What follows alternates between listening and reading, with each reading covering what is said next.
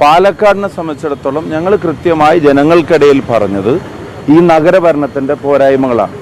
ജനങ്ങൾക്കിടയിൽ ചർച്ചയാവേണ്ടതും ചർച്ചയായതും ആ പോരായ്മകൾ തന്നെയാണ്. ഞങ്ങളെ സംബന്ധിച്ചിടത്തോളം ആ വിഷയത്തിൽ ഞാൻ ഇനി അതിൽ കൂടുതൽ പ്രതികരിക്കേണ്ടതില്ല. എല്ലാ ദിവസവും ആ വിഷയം തന്നെ പറഞ്ഞുകൊണ്ടിരിക്കേണ്ട കാര്യമില്ല. വളരെ സ്ട്രിക്റ്റ് ആയിട്ടുള്ള നടപടി കോൺഗ്രസ് പാർട്ടി എടുത്തിട്ടുണ്ട്. അത് ജനങ്ങളുടെ മുമ്പിൽ കണ്ടതാണ്. അതിനെ സംബന്ധിച്ച് ഒരു പാർട്ടി എന്നുള്ള നിലയിൽ ചെയ്യാൻ കഴിയാവുന്ന എല്ലാ കാര്യങ്ങളും കോൺഗ്രസ് ചെയ്തിട്ടുണ്ട്. ബാക്കി നിയമപരമായ കാര്യങ്ങളാണ്.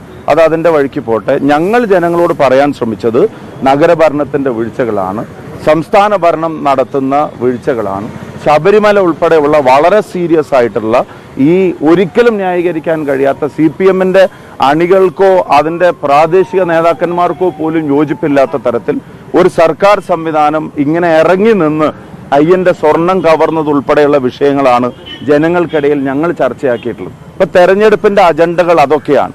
അതനുസരിച്ചായിരിക്കും ജനങ്ങൾ വോട്ട് ചെയ്യേണ്ടത്, അതനുസരിച്ചായിരിക്കും ജനങ്ങൾ വോട്ട് ചെയ്യുക, അതനുസരിച്ചായിരിക്കും കേരളത്തിലെ റിസൾട്ട് വരിക എന്നുള്ളതാണ് ഞങ്ങളുടെ അക്കാര്യത്തിലുള്ള ഒരു കണക്കുകൂട്ടൽ. രാഹുലിനെ പിന്തുണക്കുന്ന ഒരു നിലപാടാണ് ഇപ്പോൾ KPCC പ്രസിഡന്റ് സണ്ണി ജോസഫ് അടക്കം സ്വീകരിച്ചത്. ഇന്ന് അടക്കം പറഞ്ഞത് ന്യായീകരിച്ചുകൊണ്ടുള്ള ഒരു നിലപാടാണ്.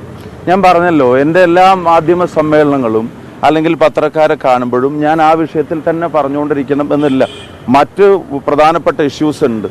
ആ വിഷയത്തിൽ KPC പ്രസിഡന്റ് ഇതേ പറഞ്ഞ KPC പ്രസിഡന്റ് തന്നെയാണ് തനിക്ക് ലഭിച്ച പരാതി പോലീസിന് കൈമാറിയതും ആ പരാതിയുടെ മേലെ നടപടിയെടുത്തോളാൻ DGPയോട് ആവശ്യപ്പെട്ടതും.